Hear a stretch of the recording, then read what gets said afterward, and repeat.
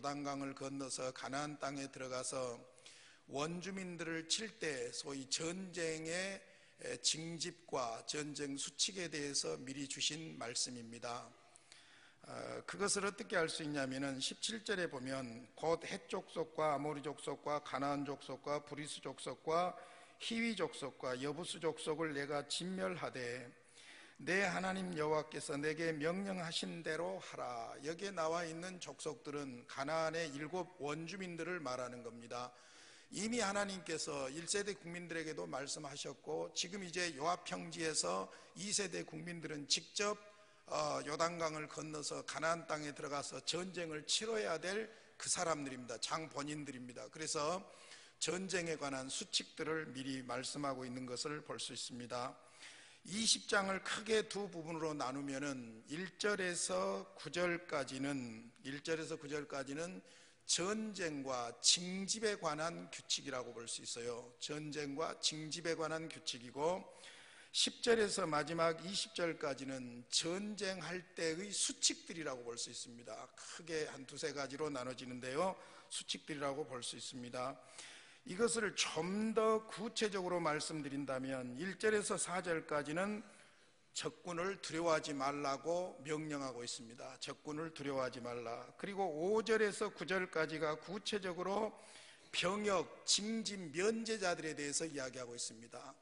전쟁에 나갈 때 면제자들, 전쟁에 나오지 않아도 될 면제자들에 대해서 구체적으로 이야기하고 있고, 그 다음에 이제 10절에서 18절까지는 그 전쟁 수칙에 대해서 이야기하고, 마지막으로 19절, 20절은 전쟁에 나갔을 때 현장에서 먹을 것을 없애지 마라, 과목들을 없애지 말라고 하는 이 말씀을 주시고 있는 것을 볼 수 있습니다. 자, 먼저 1절로 4절 말씀을 보면 전쟁에 나갈 때 이 전쟁은 지금 소위 우리가 여호와의 전쟁, 하나님의 전쟁, 거룩한 전쟁이라고 그럽니다. 이것을 여러분들이 먼저 전제하고 본문을 보셔야 됩니다. 하나님께서 하나님의 백성들을 통해서 하나님이 약속하신 땅으로 들어갈 때 벌어질 전쟁, 그러니까 단순히 이스라엘 백성들과 가나안 원주민과의 땅 따먹기가 아니라 하나님께서 허락하신 하나님의 거룩한 전쟁이라는 것이지요. 그러니까 이제 20장을 쭉 여러분들이 살피면서 결국에는 마음에 와 닿을 줄로 믿습니다만은 이 전쟁은 거룩한 전쟁, 하나님의 전쟁이기 때문에 전쟁의 방법이나 수칙이나 이런 것들이 중요한 것이 아니라 하나님과의 관계가 중요한 거예요. 그것이 오늘 본문에서 우리가 붙잡아야 될 내용입니다. 자, 먼저 1절 같이 한번 보겠습니다. 시작. 내가 나가서 적군과 싸우려 할 때에 말과 병거와 백성이 너보다 많음을 볼지라도 그들을 두려워하지 말라. 애굽 땅에서 너를 인도하여 내신 내 하나님 여호와께서 너와 함께 하시느니라. 아주 서론적으로 강력한 말씀을 주십니다. 너희들보다 수가 많고 적군의 수가 많고 병거가 많을지라도 절대로 두려워하지 마라. 첫째가 그래요. 두려워하지 마라. 근데 두려워하지 말아야 될 이유를 어디에다 대냐면은 경험적인 이스라엘 자기 조상들 1세대 국민들이 애굽 땅에서 나왔던 그 경험을 근거로 해서 이야기합니다. 하나님이 어떤 하나님이냐면은 애굽 땅에서 너를 인도하여 내신 내 하나님 여호와께서 너와 함께 하시느니라. 할렐루야. 자, 하나님의 전쟁, 거룩한 전쟁이기 때문에 하나님이 빠지면 그 전쟁은 전쟁이 아니에요. 거룩한 전쟁이 아니에요.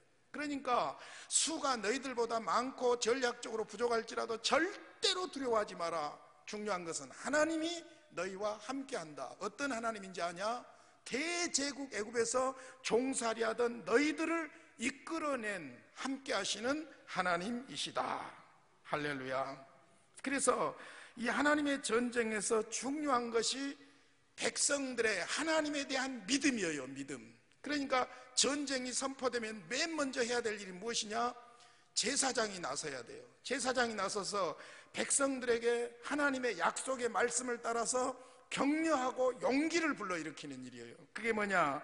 2절에서부터 나와 있습니다. 2절부터 읽겠습니다. 시작. 너희가 싸울 곳에 가까이 가면 제사장은 백성에게 나아가서 고하여 그들에게 말하여 이르기를 이스라엘아 들으라. 너희가 오늘 너희의 대적과 싸우려고 나와왔으니 마음에 겁내지 말며 두려워하지 말며 떨지 말며 그들로 말미암아 놀라지 말라. 너희 하나님 여호와는 너희와 함께 행하시며 너희를 위하여 너희 적군과 싸우시고 구원하실 것이라 할 것이며. 누가 싸운다고요? 하나님이.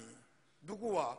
적군과. 누구를 위해서? 너희를 위해서. 그거예요. 그러니까 싸울 곳 전장터가 가까이 오면은 제사장이 백성들에게 나가서 소리를 지릅니다. 이스라엘아 들으라. 너희가 오늘 너희의 대적과 싸우려고 나왔으니 마음에 겁내지 말고 두려워하지 말라. 떨지 말며 그들로 말미암아 놀라지 말라. 왜냐하면 너희 하나님 여호와는 너희와 함께 행하시며 너희를 위하여 너희 적군과 싸우시고 구원하실 것이라 할 것이며. 1절에 다 요약되어 있어요. 사실은 두려워하지 말아라. 수로 인해서, 숫자로 인해서, 상황으로 인해서 두려워하지 말아라. 애굽에서 건져내 주셨던 하나님이 너희와 함께한다. 그러니까 여호와의 전쟁, 하나님의 전쟁, 거룩한 전쟁에서 가장 중요한 것은 무기가 아니에요. 적군의 수가 많고 아군의 수가 적고 그런 게 문제가 아니에요.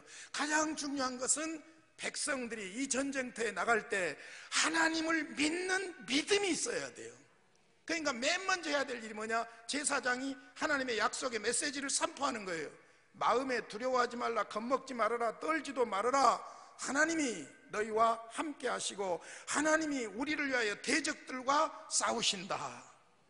이게 중요한 거예요. 하나님과 백성의 중보자인 대제사장이 나가서 백성들에게 이처럼 격려하고 용기를 돋워 주는 것이 하나님의 전쟁의 특징입니다. 자, 그런데 이제 5절부터 9절까지 보면은 이제 전쟁터에 데리고 가서는 안 될 사람들이에요. 자, 몇 가지로 봅니다. 5절에 새 집을 건축하고 낙성식을 행하지 못한 자가 있느냐?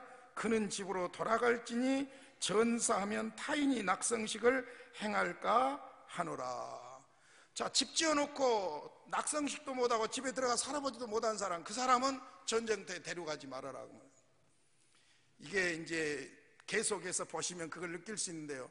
하나님이 여호와의 전쟁, 하나님의 전쟁, 거룩한 전쟁에서 얼마나 영적이고 심리적인 것을 중요하게 여기는가 하는 것을 알 수 있어요. 전쟁터에 나갔는데 맨날 웜에 내 집하고 눈에 선해가지고 자기 집만 생각하고 나 죽으면 그 집 어떻게 할까 자꾸 그러게 되면 전쟁에서 이 용사가 쓸모가 있겠어요, 없겠어요? 그거 데리고 가봤자예요. 그냥 그거 데리고 오지 말라는 거예요. 그 다음에 6절입니다. 포도원을 만들고 그 가시를 먹지 못한 자가 있느냐? 그는 집으로 돌아갈지니 전사하면 타인이 그 가시를 먹을까 하노라. 이 내용은요, 레위기 19장 23절로 25절에 같은 내용이 나와 있는데, 이런 경우는 아예 징집 면제를 시키는 것이 아니라 5년 유예기간을 주는 거예요. 5년 유예기간을. 왜냐하면 포도원을 만들고 그 가시를 먹지 못한 자이기 때문에 그것을 할 수 있는 시간을 주는 거예요. 그걸 정리하고 다시 전쟁이 있을 때 불러내라는 거예요. 자, 그 다음에 7절에 보면은 여자와 약혼하고 그와 결혼하지 못한 자가 있느냐? 그는 집으로 돌아갈지니 전사하면 타인이 그를 데려갈까 하노라.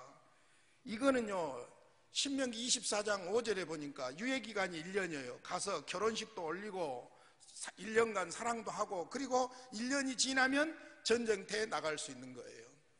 그러니까 약혼해놓고 전쟁터에 가면은 고무신 거꾸로 신으면 어쩔까 하고 전쟁터에서 문제가 생겨 사고 칠까 두려우니까 그런 면도 있는 것이죠. 어찌됐든 약혼하고 온 사람 1년간 유예기간을 두라는 거예요. 자, 그 다음에 8절에 보면 더 기가 막힌 말씀이 나옵니다.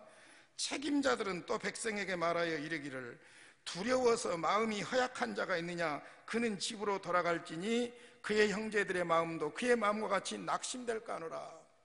겁이 많은 놈 데려가지 말아라. 왜냐하면 그 사람 때문에 옆에 있는 병사들까지 겁먹고 전략에 문제가 생길까 두렵다. 이게 일반 전쟁에서 말이나 된 이야기요. 그러면 나도 군대 안 가려고 어메 무서워 막 그러면은 다 안 데려갈 거예요. 그럼 전쟁은 누가 할 거예요? 근데 이것은 하나님의 전쟁, 이 소위 거룩한 전쟁이기 때문에 이런 사람들 가지고는 안 된다는 거예요. 그러니까 문제는 사람에 의해서 전쟁이 이기고 지는 것이 아니고 하나님에 의해서 이기고 지는 것이기 때문에 하나님의 병사들은 하나님을 믿는 사람들이어야 된다는 거예요. 확실한 믿음이 있어야 된다는 거예요. 그러니까 두려워하고 겁내는 사람들 데려가면 옆에 전념시켜가지고 다른 사람들까지 다 두려워하게 만들어서 전략적으로 문제가 생기니까 데려오지 말라는 거예요. 그러니까 이 전쟁 순서를 한번 여러분이 가만히 머리로 이렇게 해보면은 전쟁터에 나가게 될 때 전쟁터가 가까워지면서 제사장은 소리소리 지르는 거예요. 소리소리 격려하고 용기를 북돋우고 두려워하지 마라, 마음에 겁내지 마라, 하나님이 우리와 함께 하신다, 그렇게 하고 책임자들, 소위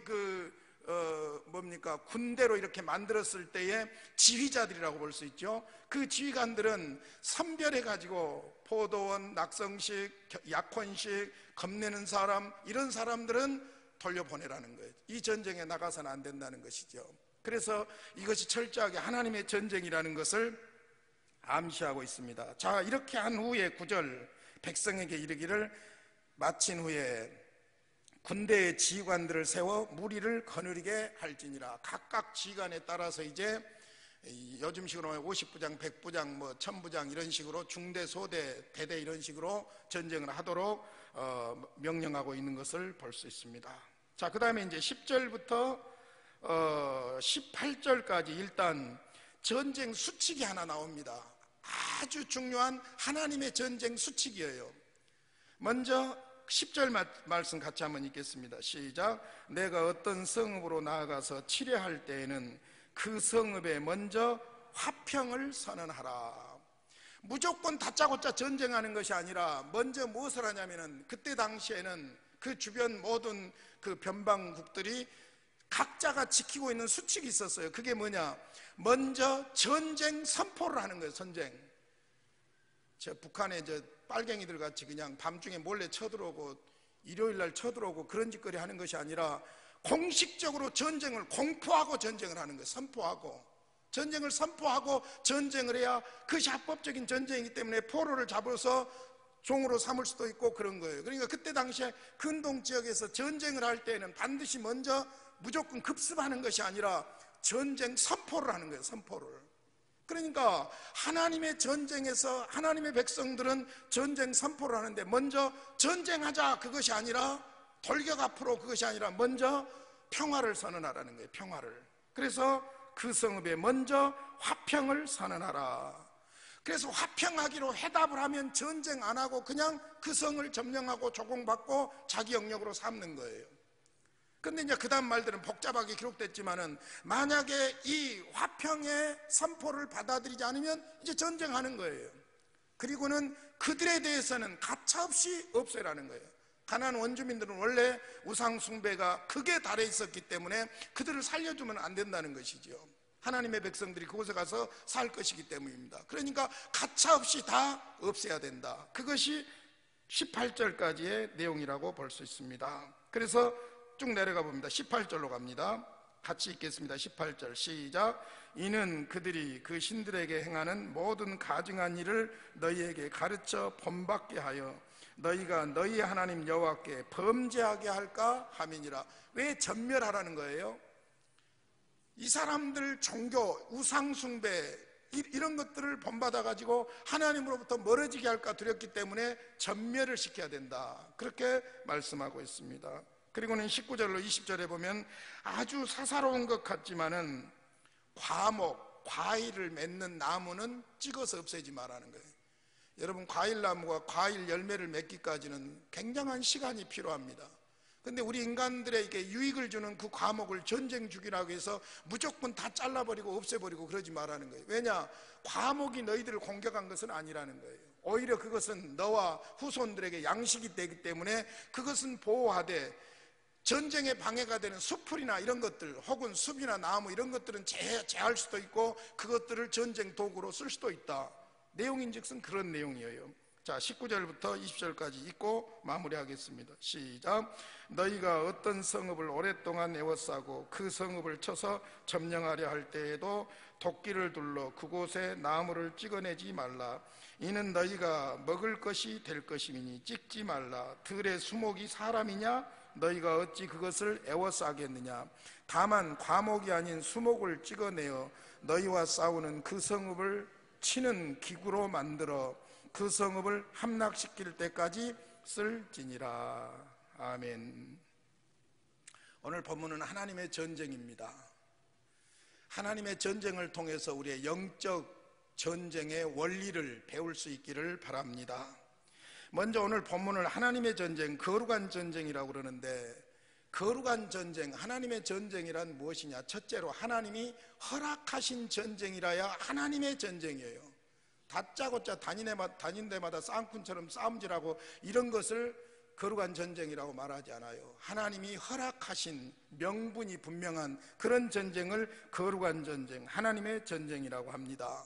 그러므로 이 전쟁의 생명은 어디에 달려있냐면은 군인들을 거룩하게 구별하는 거예요. 군인들을 거룩하게 구별하는 거예요. 나중에 이제 기타 수칙들에 대해 쭉 나오는데 23장 한번 가보세요. 23장. 진영 전쟁터에 갔을 때에 거룩한 하나님의 백성들이 어떻게 해야 될 것인가에 대해서 이야기를 하는데요. 심지어는요, 대변 소변도 아무렇게나 하지 않도록 정리를 시킵니다. 23장 가서 보세요. 12절. 내 진영 밖에 변소를 마련하고 거리로 나가되 내 기구에 작은 삽을 더하여 밖에 나가서 대변을 볼 때 그것으로 땅을 팔 것이요 몸을 돌려 그 배설물로 덮을지니. 무엇이 생각나요? 나는 이거 읽으면서 고양이가 생각나더라고요. 싸고 뒤로 돌아서 이렇게 탁 덮으잖아요. 그렇죠? 그러니까 하나님의 거룩한 백성들이 전쟁터에 나갔을 때는 심지어 진영에 대소변도 구별해서 질서 있게 해야 된다는 거예요.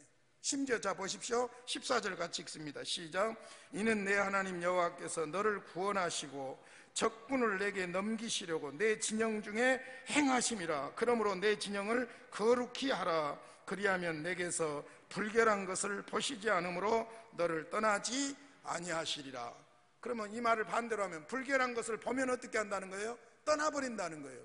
떠나버리면 어떻게 되는 거예요? 그 전쟁은 망한 거지요. 그 전쟁은 망한 거죠. 지금 이 전쟁의 핵심이 뭐냐? 하나님이 함께 하셔야 되는 거예요.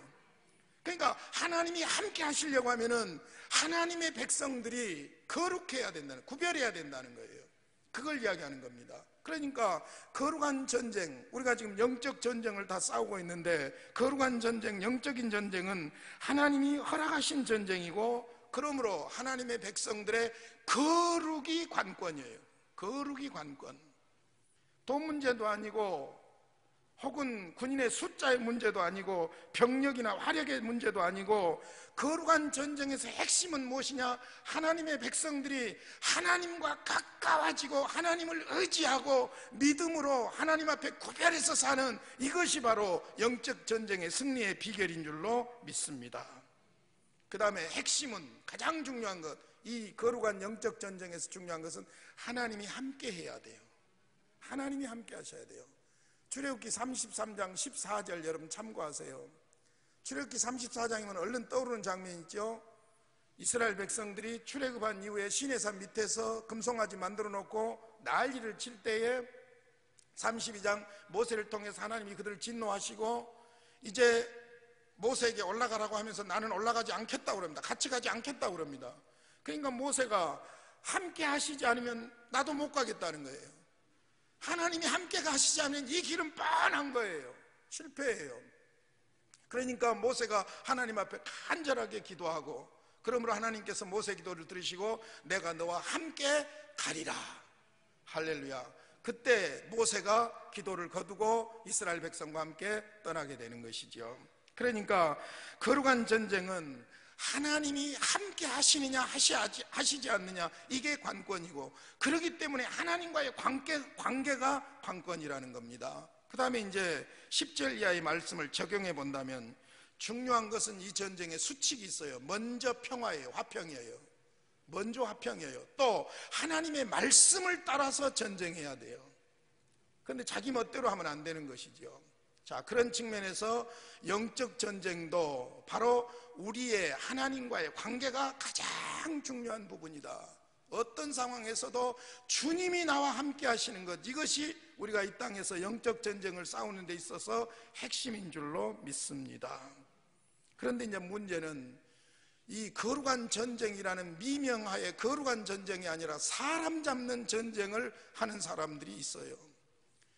역사적으로 거룩한 전쟁, 하나님의 전쟁이라는 미명하에 사람 잡았던 전쟁이 십자군 전쟁이에요. 기독교의 치명적인 오점입니다. 치명적인 오점이에요. 이슬람에 의해서 동로마 수도인 이스탄불이 점령을 당하고 예루살렘도 점령을 당하니까 1095년, 우리나라 역사로 하면 고려 한 중반쯤 됩니다. 근데 1095년에 우르반 2세라는 교황이 십자군을 일으킵니다. 프랑스에서 십자군을 일으키면서 우르반 2세가 어떻게 십자군을 일으키냐면은, 그 설교에서 무슨 말을 하냐면은, 이 전쟁은 하나님의 전쟁이고 거룩한 전쟁이기 때문에 이 전쟁에 참여하는 사람들은 연옥을 거치지 않고 천국으로 바로 간다, 그렇게 이야기를 하는 거예요. 그러니까 소위 그때에는 그 신분 차이가, 격차가 엄청난 세상인데 평민들, 그냥 직업 가지고 살던 사람들이 연옥을 거치지 않고 바로 천국 간다고 하니까 가서 죽어도 좋다고 다 나서기 시작한 거예요. 그러다 보니까 훈련도 안 된 오합지졸들을 데리고 그 전쟁에 나가게 된 거예요. 근데 이제 이것이 거룩한 전쟁이다, 하나님의 전쟁이다, 눈 빨갛게 뜨고 하나님 이름 가지고 못된 짓을 하기 시작하니까 어떤 일이 벌어지냐면요, 예루살렘에 갔는데 예루살렘에 지금으로 말하는 이슬람 교도들, 해교도들이 한 40만이 살고 있었는데 36만 명을 죽여버리는 거예요. 그러니까 예루살렘 천지가 해교도들의 피바다가 돼버렸다는 이야기예요. 그러니까 지금도 이슬람들이 기독교인들을 죽이면서 너희 조상들이 죽였던 것에 비하면 지금 이건 아무것도 아니다, 그렇게 하고 기독교를 죽이려고 하는 거예요. 무시무시한 거예요. 결국은 여러분 십자군 전쟁이 1차, 2차, 3차 계속해서 가는데 결국에는 예루살렘 한번 잠깐 탈환했지만 다시 뺏기게 되고 수많은 사람, 심지어는 소년 십자군까지 다 동원해가지고 어린아이들까지 전쟁터에서 죽게 만드는 거예요. 그 전쟁이 자그만치 200년 동안 계속돼요. 그래서 여러분, 기독교 역사에 있어서 가장 큰 오점을 들라고 한다면 아마 십자군 전쟁일 거예요. 하나님의 이름으로 십자가 들고 나가서 못된 짓 했던 것이 바로 십자군 전쟁. 여러분, 이건 하나님 전쟁 아니에요. 착각하면 안 돼요. 그것은 소위 말하자면 교권주의자들의 야망을 채우고 자기들의 실정을 외부로 눈을 돌리기 위해서 그런 짓들을 한 거예요. 우리나라도 마찬가지예요. 정치한 사람들이 자꾸 자기들을 유리하게 하려고 북한이 내려온다, 그 사람들 말 들으면 전쟁이 일어나도 몇 번은 지금 났어야 되는데 그것도 아니더라고. 보니까 전부 악용한 거예요. 그래서 생겨난 겁니다. 2차 대전 때 히틀러도, 여러분, 그냥 히틀러가 그렇게 전쟁 일으킨 거 아니에요. 히틀러도 굉장히 종교를 악용한 사람입니다. 나의 일생이라는 자기 자서전과 함께 히틀러 성경이라는 성경과 함께 막 국민들에게 나눠주면서 우리는 거룩한 피를 가진 백성이다, 우리는 특별한 민족이다, 게르만족이다, 그렇게 해가지고 소위 히틀러의 군인들의 모자 뒤에는 하나님이 함께한다는 그런 심볼 마크를 가지고 전쟁터에 나간 거예요. 그러니까 하나님의 이름으로 유대인들 600만을 학살해서 죽인 거예요. 여러분, 종교가 잘못되면 사람 잡습니다. 여러분, 종교 신앙생활 똑바로 해야 돼요. 잘못하면 부모도 잡고 자식도 잡고 인생도 망치고 운명도 망쳐요. 이단에 빠진 사람들도 마찬가지지만은 교회 안에서 신앙생활 하는 사람들도 바른 신앙생활 하지 못하면 이런 일들이 벌어지는 거예요. 지금 여러분, 이 역사는요, 지금 계속 되고 있는 거예요. 지금도 레바논이라는 나라에서 지금 기독교 민병대하고 회교도들하고 싸움이 계속해서 벌어지잖아요. 그 원인을 캐 들어가 보면요, 이스라엘 위쪽으로 가면 조그만 레바논이라는 나라가 있는데 그게 인구가 한 300만 정도 돼요. 그런데 처음에는 기독교인하고 이슬람 교도들하고 균형을 맞춰져 있으니까 나름대로 긴장 상태지만 평화를 유지하고 살았어요. 근데 나중에 남쪽에 소위 PLO라고 하는 헤즈볼라라고 그러죠. 헤즈볼라라는 것이 뭐냐면 신의 정당이라는 의미가 있어요. 신의 정당. 우리는 알라 신의 정당이기 때문에 이 헤즈볼라가 세계를 알라의 이름으로 다 제비하는 것이 제패하는 것이 목적이에요. 그래서 그 PLO의 아주 극단적인 그 테러를 하고 하는 이런 사람들 때문에 계속해서 전쟁이 일어나는 거예요. 여러분, 십자군 전쟁 때 저질러 놓은 그 사건이 지금 이슬람 교도들에게 저렇게 원수 갚는 상황으로 오게 되면서 기독교와 이슬람이 전쟁을 하고 있는 것이 지금 역사예요, 여러분. 그러니까 하나님의 이름으로, 하나님의 이름을 가지고 자기의 야망과 욕망을 채우는 잘못된 영적 전쟁을 싸우는 사람들 때문에 세계는 문제 속에 지금 들어가 있는 거예요. 이미 우리들도 마찬가지예요.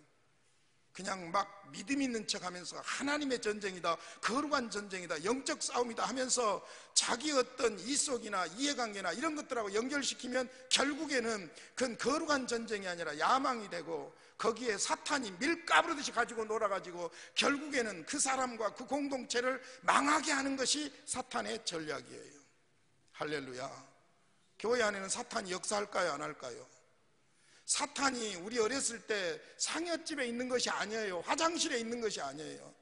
사탄이 교회 안에 있어요. 목사 마음속에서 역사하는 거예요. 교회 열심히 일하는 사람들 속에서 역사하는 거예요. 그러니까 여러분, 교회도 결국에는 믿음 그래요. 믿음 그래요. 예수님 그래요. 십자가 해요. 그런데 결국에는 거룩한 전쟁, 영적 전쟁이라는 미명하에 온갖 해서는 안 될 일들을 하게 되는 그런 결과도 가져올 수가 있다는 것이죠. 나치 히틀러 같은 경우가 저지른 이런 일들은 이 역사에 다시는 일어나서는 안 될 줄로 믿습니다.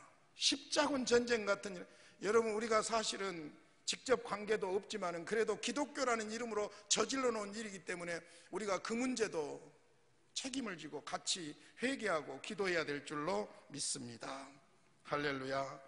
자, 그러면 이제 우리가 오늘 신명기 20장과 같은 이런 전쟁을 적용을 잘해야죠. 지금 이 본문 말씀을 오늘에 그대로 적용하면 기독교는 이건 완전히 살인 집단이고 목사는 살인 전쟁의 개수가 되고 이 사회는 엉망진창이 될 거예요.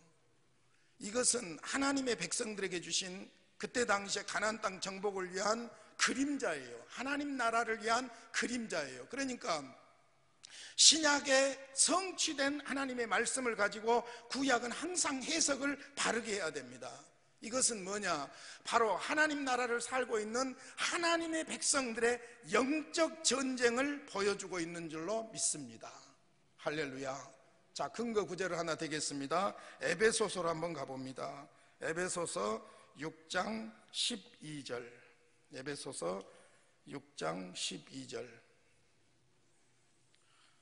신약성경 에베소서입니다. 꼭 찾으시기 바랍니다. 에베소 6장 10절부터 영적 싸움에 대해서, 영적 전쟁에 대해서 말씀하고 있습니다. 에베소서, 그 영적 사역이 곧 영적 전쟁이죠. 6장 10절부터인데 12절 보겠습니다. 12절만 시작. 우리의 씨름은 혈과 육을 상대하는 것이 아니요 통치자들과 권세들과 이 어둠의 세상 주관자들과 하늘에 있는 악의 영들을 상대함이라. 자, 이 말이 굉장히 중요한 말이에요. 우리의 싸움은 인간적인 싸움이 아니라는 거예요. 혈과 육이라는 것은 사람을 말해요. 사람이 혈과 육으로 되어 있잖아요. 사람의 싸움이 아니라, 사람을 상대로 한 싸움이 아니다. 통치자들, 권세들, 어둠의 세상 주관자들, 하늘에 있는 악의 영들, 다 같은 개념. 사탄과 그의 영향권 안에서 역사하는 세력을 말하는 거예요. 여기에 뭐 통치자들, 그러니까 뭐 대통령이나 막 이런 사람들하고 싸운다는 그런 개념이 아니고, 여기에 통치자들, 그 다음에 권세들, 어둠의 세상 주관자들, 하늘에 있는 악의 영들, 이건 다 악한 사탄의 영역 아래에 있는, 영향권 아래에 있는 세상을 말하는 거예요. 그걸 말하는 거예요. 그러니까 악의 세력과의 싸움이 어떤 악의 세력이냐? 우리는 하나님 나라 백성이고 하나님 나라를, 하나님의 다스림과 통치 속에서 살고 있는데 그것을 방해하고 그것을 가로막고 그것을 무너뜨리려고 하는 어둠의 세력, 영적인 세력과 싸우는 거예요. 할렐루야. 자, 그러면 이제 전쟁의 대상이 분명해졌죠. 막 아무하고나 싸우지 마세요. 엎어져서 사람들하고 싸울 일이 아니에요. 우리는 악의 영, 하나님의 통치를 방해하는 우리가 하나님의 통치에 순종하고 살아가는 것들을 방해하는 이런 세력, 영의 세력, 어둠의 세력과의 싸움이라고 볼 수 있어요. 자, 그러면 혈과 육이 아니다, 악한 영들과의 영적인 전쟁이다. 그러면 그 전쟁의 대상을 구체적으로 한번 생각을 해보세요. 맨 먼저는 내 안에서 역사하는 어둠의 세력과 싸워야 할 줄로 믿습니다. 우리는 날마다 그 유혹을 당하고 있는 거예요. 교회 다니면서 헤이 그놈 뭐 속상하니까 술 끊어야지 그러면서도 이번 한 잔만 하고 끊어야지, 담배 끊어버려야 되는데 이놈 한 갑만 피고 끊어야지, 날마다 내 자신하고 싸움이잖아요. 그러죠? 아무리 거룩한 척해도 음용 문제라든지 이런 것 우리에게 계속 유혹해 오는 것들이에요. 이런 세력들과 이 어둠의 세력과 싸우는 것이 바로 영적 전쟁인 줄로 믿습니다. 뿐만 아니라 밖에서 침범해오는 어둠의 세력의 유혹들이에요. 거짓 선지자를 통해서 올 수도 있는 것이고, 여러 가지 사회적인 구조를 통해서도 올 수도 있는 것이고, 우리로 하여금 예수 그리스도의 통치 아래 순종하지 못하게 하고 넘어지게 하고 쓰러지게 하는 이런 어둠의 세력과 우리는 싸워야 할 줄로 믿습니다. 마지막으로 이런 경우도 있어요, 여러분. 사회적인 구조악, 예를 들어서 사회가 부정과 부패가 난무하게 되면은 결국 우리가 그 속에서 문제 속에 빠져드는 거예요. 기독교 정신 차려야 돼요. 이화여대 관계에 있는 총장이니 학장이 다 학교의 권사님들이에요. 이화여대가 믿는 학교잖아요. 연세대도 믿는 학교고, 선교사들이 세우는 학교잖아요. 정신 똑바로 차려야 돼요. 괜히 기독교가 욕먹는 것이 아니에요. 지금 눈 빤히 뜨고 전 국민이 보는 앞에 가서 세상의 상아탑의 총책임자 된 이런 사람들이 눈 뻔히 뜨고 거짓말 한 거예요, 여러분. 예수 믿는 사람들이. 그러니까 문제가 생기고 있는 거예요. 우리가 싸워야 될 대상은 바로 우리 자신이고, 우리로 하여금 그리스도인답게 살지 못하게 하는 그런 악의 세력과 싸워야 될 줄로 믿습니다. 부정부패하고도 우리는 싸워야 돼요, 사실은. 죄송하지만 사회적으로 구조적으로 문제가 있으면 우리도 피할 수 없는 문제 속에 빠져들어요. 아무것도 아닌 것 같지만 영란법 하나 딱 통과되고 나니까 사회가 많이 좋아지고 있는 호전 반응이 있는데, 그게 뭐냐, 식당이나 이런 데 문 닫는 데가 많이 생기고 있는 거예요.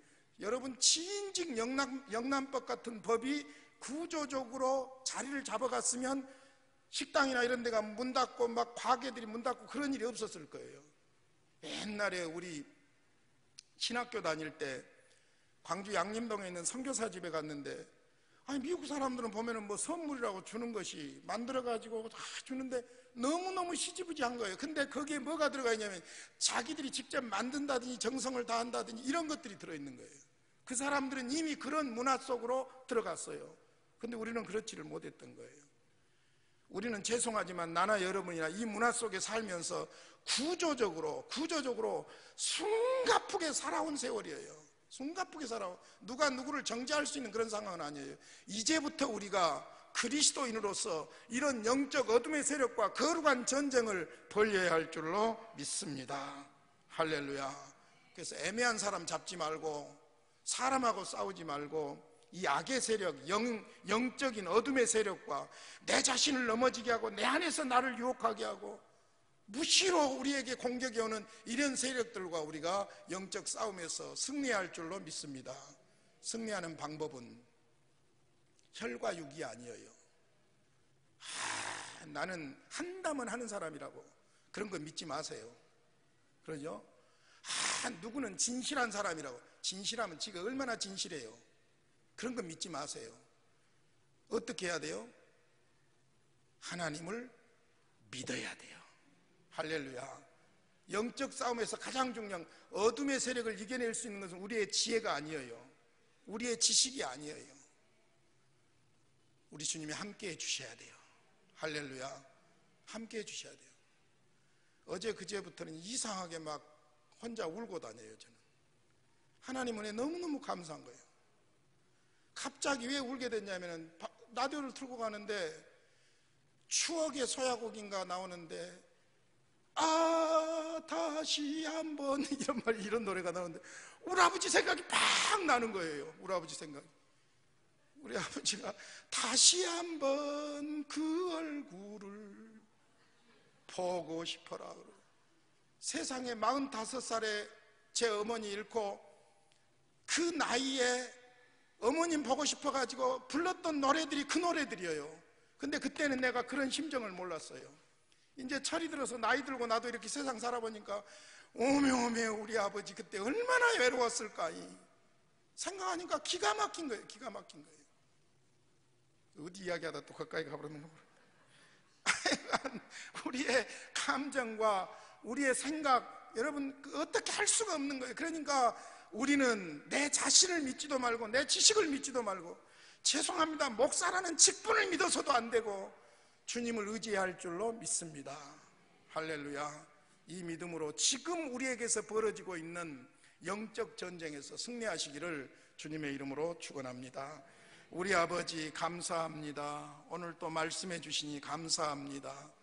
거룩한 영적 전쟁에서 하나님 나라 백성으로서 하나님을 의지하며 말씀을 따라서 예수님 믿는 믿음으로 날마다 이기며 승리하도록 주여 도와주시옵소서. 나는 어쩔 수가 없습니다. 넘어질 수밖에 없고 쓰러질 수밖에 없고 늘 겁나고 두렵고 그래서 인간적인 생각을 할 때가 많습니다. 주여 그때마다 붙잡아 주시옵소서. 말씀으로 오시옵소서. 성령님 역사하여 주시옵소서. 영적인 싸움에서 승리하게 하여 주시옵소서. 예수님의 이름으로 기도하옵나이다. 아멘.